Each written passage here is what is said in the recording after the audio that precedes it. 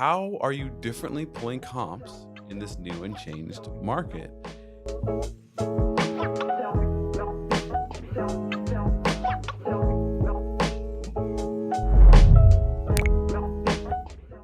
What's happening? J.C Agajanian here, broker associate with the Whissel Realty Group at EXP, bringing you another recap of the Monday morning mastermind put on by the Fast Forward Network, of which I'm a part of. Today, we had three great topics. First of all, what do you do with a brand new agent? What do those first 90 days look like, whether you are that agent or whether you're helping that agent, maybe on your team or just in a mentor capacity? Next one, um, how are you differently pulling comps in this new and changed market? And finally, the last one was talking about making meaningful connections, primarily over the phone, but in general, the focus was with prospects that you're trying to convert towards an appointment. So let's get straight into it. First 90 days for a beginner. What are you going to do as a new agent? Well, there was plenty of conversation on this topic because in this mastermind were just killers in the business doing their own large numbers and plenty of team leads as well.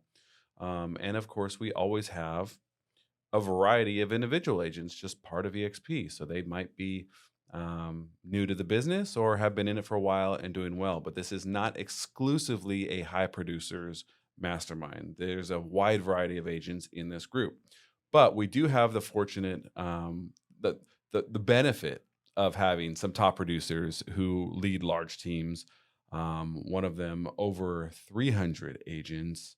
Our team has 60 plus agents, and other ones are much smaller, teams of 5 and 10. Let's get to the point though. First of all, checklists. Whether you're a new agent yourself and you want to create some sort of handholds or things to help you through the process, or you're a coach or a mentor or a team lead helping someone else, checklists on any primary activity that's going to be done more than once are huge.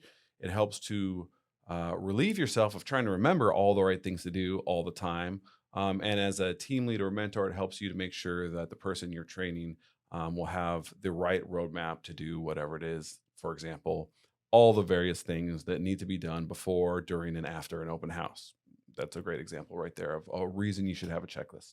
Things to take with you, marketing things to do beforehand, follow-ups to do afterwards, data input into the CRM. There's a ton of things just around an open house that you could do, and a checklist is perfect for that. From there was a general consensus. You need to demonstrate the ability through practice and role play to be able to book an appointment over the phone to meet that person in real life. It's a huge skill. We could train you to do a million other things, but if you aren't able to get on the phone and book an appointment, you're going to have a hard time going through your life as a real estate agent. The next thing that we need to get your skills up on as a new agent is the ability to give a solid buyer consultation.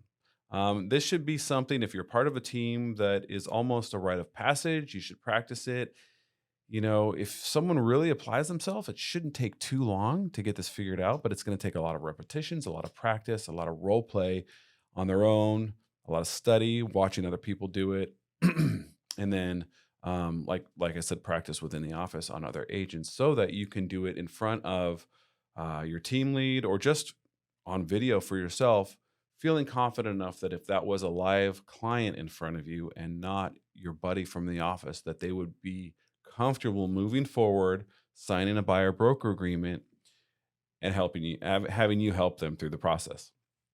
Okay, so we've got some basic instruction with checklists and training. We've got some basic abilities that we've boned up on as far as being a new agent. And now it's time to focus on the things that don't cost money, right? Let's focus on that sweat equity as opposed to check equity, because most new agents are not loaded up with a fat bank account ready to spend money on marketing. So sphere of influence, social media, social networks in general, and community involvement are great ways to begin in your first 90 days of being a real estate agent.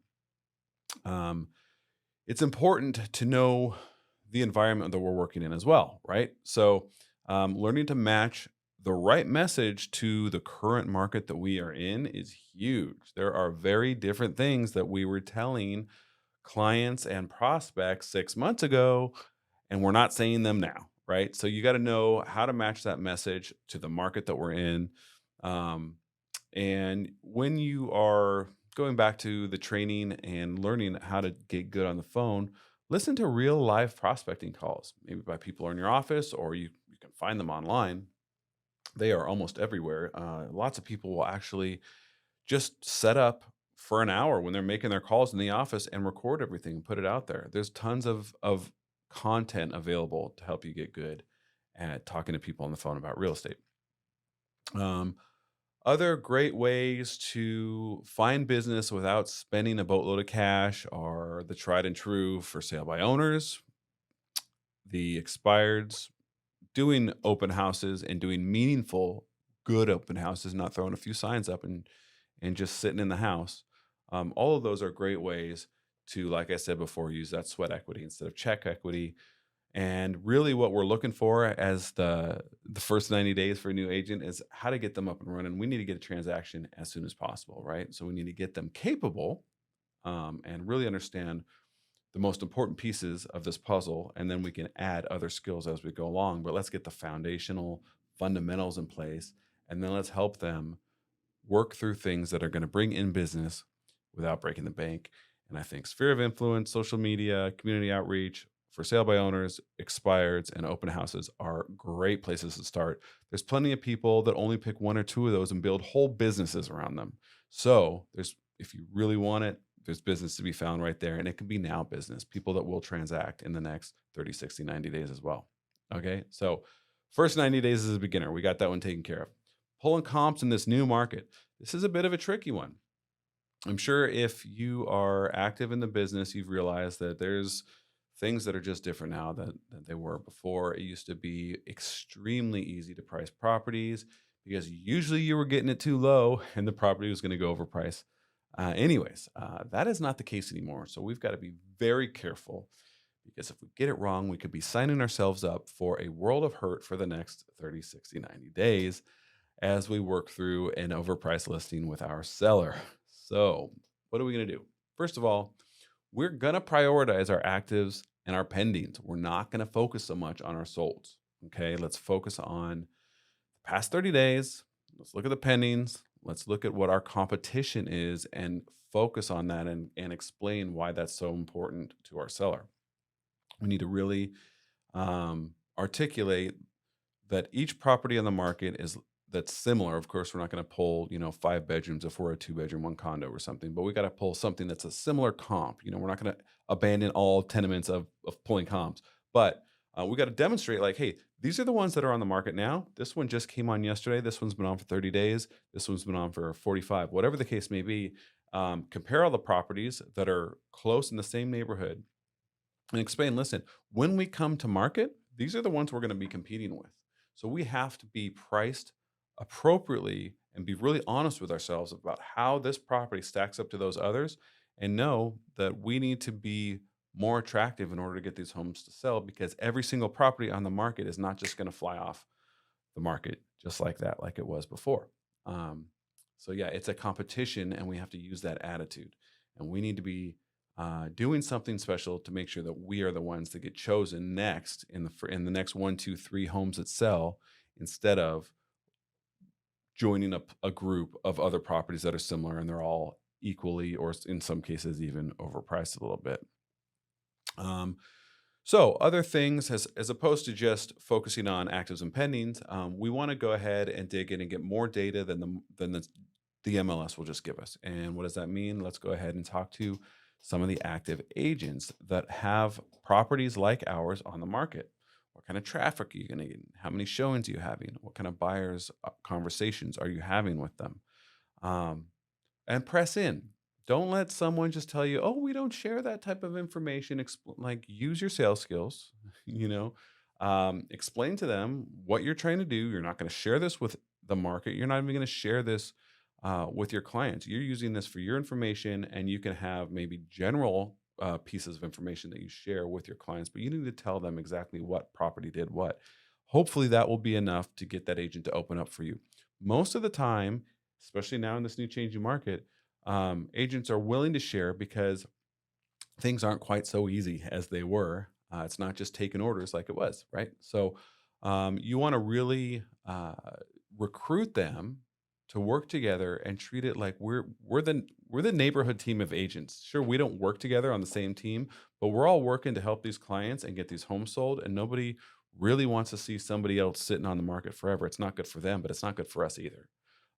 So recruit them to give you some help, and a lot of times they'll even give you more detailed information than you might think. Sometimes they'll give you an understanding of what sort of offers they're receiving on that property that's similar to yours, or how many offers, or what the negotiation looked like when you were going through it if they're pending already. So you want to know. You want to know all that information and pull as much of it as you can out of each agent. And it's not necessarily light work. Sometimes you have to hammer these people that don't pick up their phone.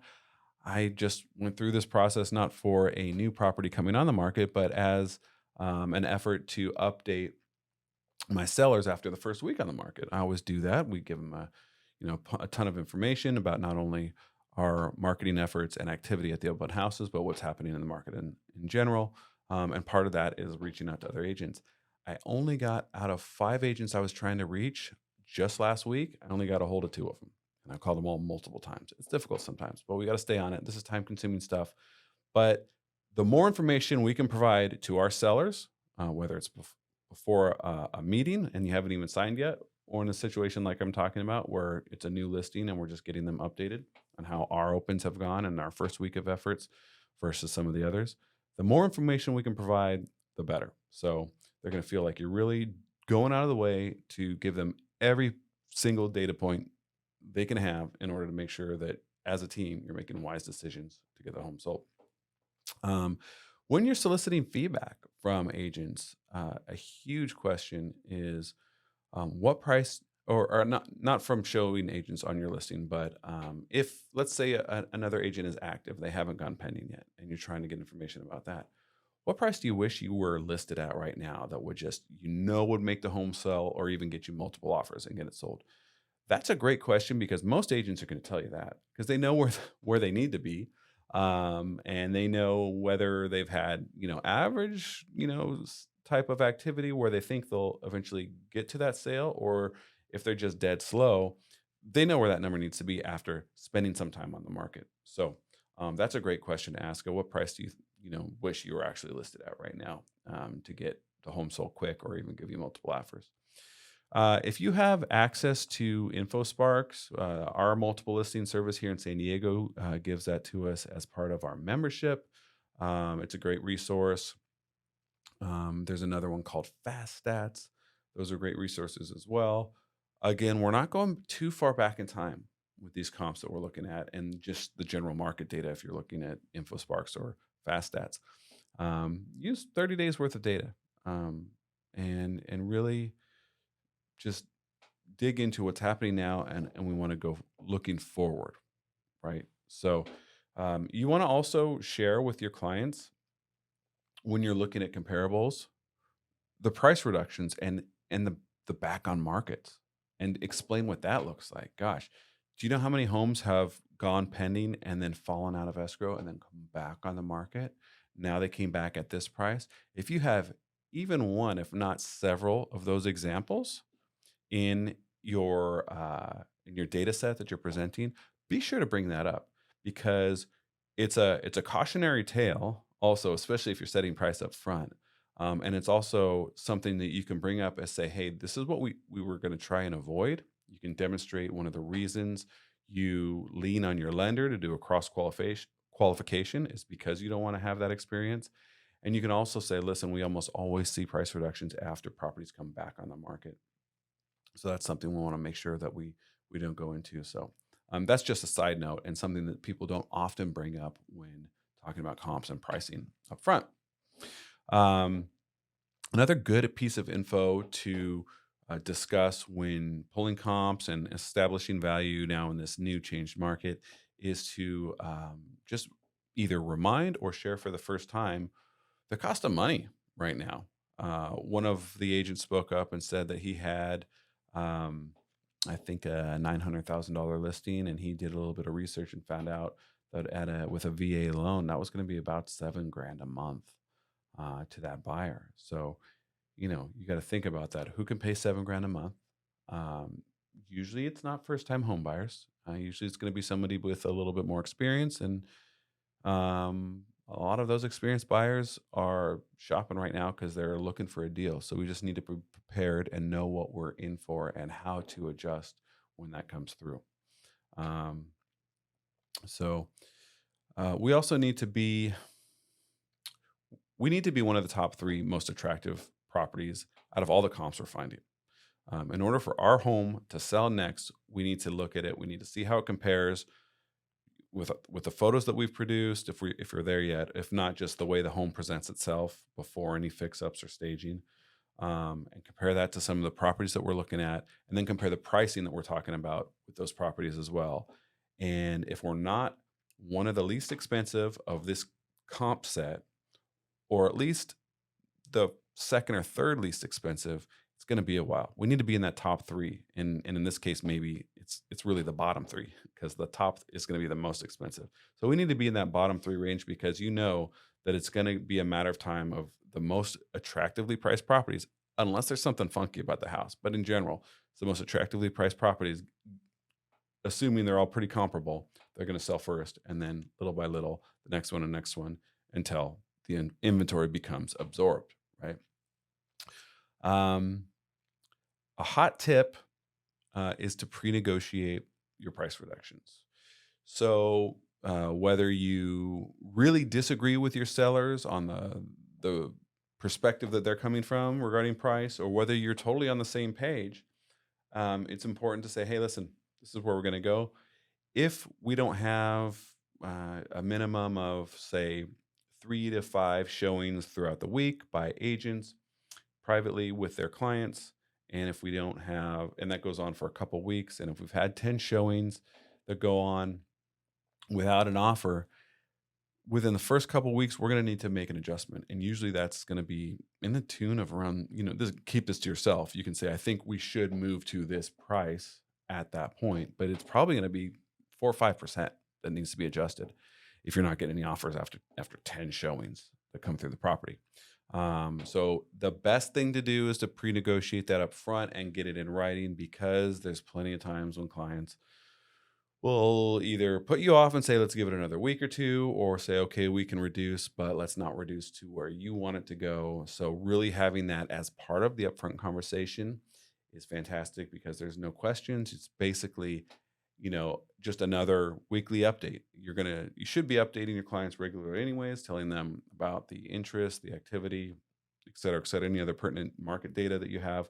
And then it happens to be on this update, by the way, remember our conversation, we're going to go ahead and move the price here because X, Y, and Z has not happened per our conversation.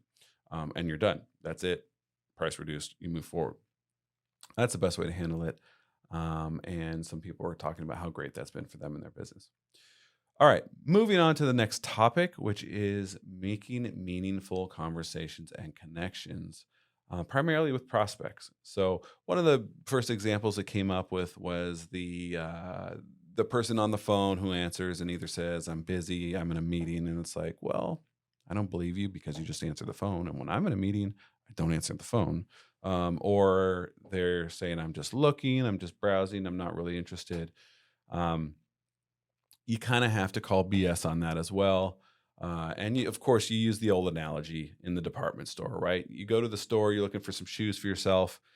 The person walks up. As soon as you walk in the door, usually you're not going to say, hey, take my hand, show me every pair of shoes in the store. You're going to look around. You're going to try and get an idea of what they have to offer that suits shoes for whatever occasion that is, whether you're exercising or they're dress shoes or something in between.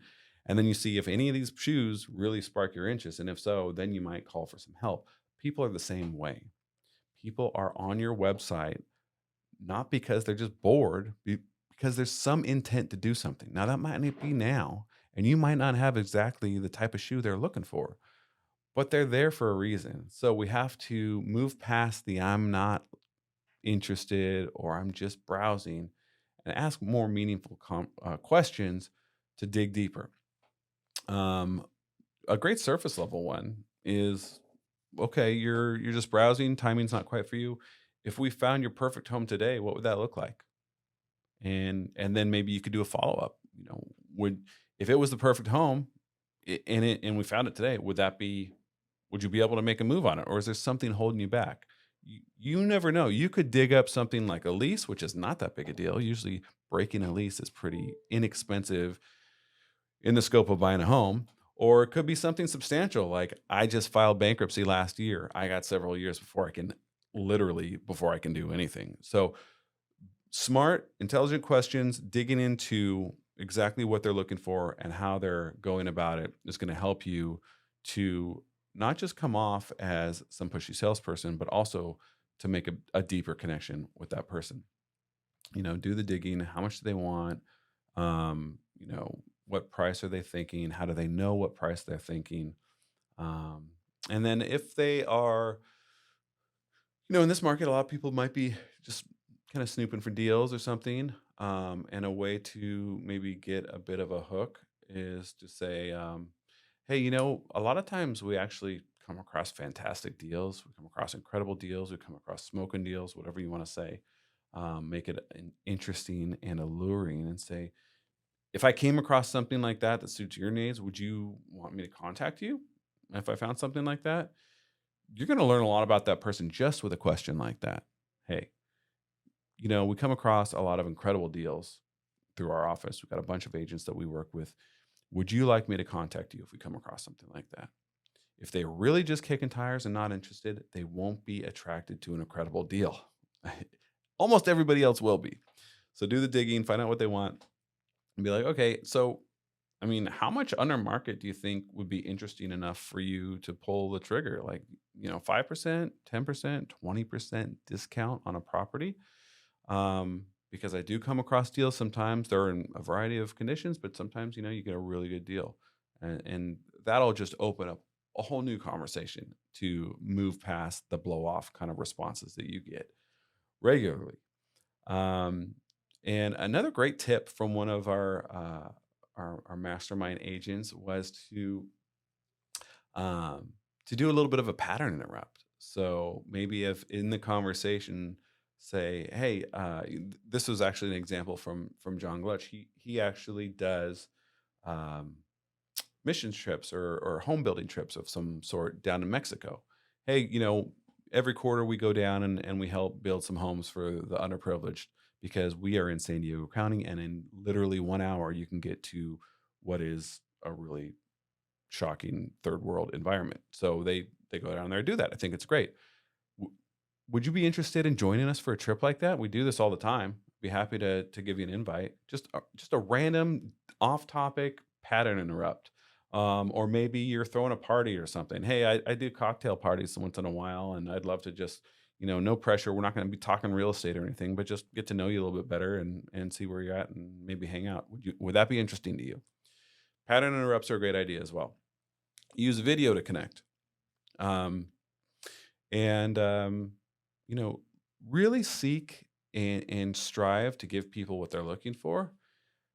It's one of the first things I learned in coaching. I've been coached in real estate for years now, but one of the first real impressive things that I learned that was kind of a paradigm shift for me is the idea that buyers aren't really looking for realtors. Buyers want houses. And if they could just move through this process without us, they probably would. But the fact is, they need us, and we're really good at what we do, and we make their lives easier. So they call us. And the same thing goes with sellers. Sellers don't really want realtors either. Sellers want buyers. Thing is, buyers need realtors just as much as sellers need buyers. So the whole thing works together, and here we are helping both of them out. But figure out what they want and send them properties like that. Be helpful. Um, and be aware of, in this market especially, whether or not there is um, a a solid degree of fear from this prospect that you're talking to. And if you pick up on that, you've got to really allow people to feel what they're feeling, right? You can't like make them feel bad for it, of course, but even not be understanding about it. There's plenty of agents that are fearful about the market right now and what is going to happen with their career. What about these people who are about to spend half a million or a million or more on a property. There's probably fear there as well. So we got to create room for that. We got to be understanding. And a great line from Colton Whitney in Orange County is that we can't battle emotion with logic. This really spoke to me because I'm a very logic minded person and I don't engage on the emotional level as much as many do. And this is a great one. You've got to pick up on the fact when not all prospects are doing this, but when they are feeling more emotional, whether it's fear or some other emotion, you got to find a way to tune into that and accept it and acknowledge it and work with it and then pivot out with an emotion as well of maybe hope or optimism or something else and then move towards logic. But you can't battle emotion with logic. I thought that was fantastic. Um, so, if they're still too fearful to move forward, if it's just not happening, they're interested, but it's clearly going to be a long road ahead for them, be straightforward and be like, hey, cool. I understand where you're at right now. Where you're coming from makes sense. Um, you know, when the dust settles or when things, lighten up or maybe when rates improve, or if we come up with a great solution to address these high rates, whatever way you want to phrase this, but when the dust settles is a good one. Um, are you still interested in making a move then? And if so, cool. Okay for me to follow up with you. Great. What about the timing? When do you think that may be? 6 months from now, I think I'm going to feel a little bit better about moving forward. I just don't like where the market's at right now. Cool. I'll call you then, but don't cut that time in half. Whenever any prospect tells you anything, this is another one of the first things I picked up in coaching years ago. Whenever any prospect tells you anything about timing, cut it in half. I have personally felt the pain way too often of following up with a lead when they told me to, only to find out they not only did they not buy in that much time, usually a lot of times they end up buying way sooner. Not because they're liars, they're looking to mislead you, but because it's just what happened in their life. And it hurts when you find it because you were doing the right thing. You're doing your follow up. You had a great conversation. You're being understanding to where they're at. And you did you called them when they said that call them and they're gone. They already sold, they bought a house already or sold if they're a seller prospect. It's painful, but it's part of the deal. So, we got to walk that line of being understanding and really deciding when to believe them. You always have to have your bullshit meter up, right? You got to know whether or not this person is just trying to get you off the phone. But if they seem genuine and they give you a timeline, cut it in half and follow up with them then. That's a um, great rule of thumb to have in general. So yeah, do the digging, ask the important questions. Um, like, hey, what had you looking in the first place? And what exactly are you looking for now and why, et cetera? All these things are going to help you move towards deeper connection, which is what this topic and this question was all about. Um, so let's see here. You know, help people think through the process instead of telling them what to do and how to do it. Help them understand the situation. I love the concept of you being the guide and them being the hero. You don't want to be the hero as an agent. You want to be the guide, helping them be the hero in their own story. So figure out what it's going to take for you to help guide them to success, and then they're going to feel like the hero and they're going to love you for helping them get there. That's it. Those are our 3 topics for today. I hope this is helpful and informative, and I hope there's something you can install into your business today. As always, if you would like to chat with me offline, um, send me a DM. I'm happy to talk about all things real estate or other words. Talk to you soon.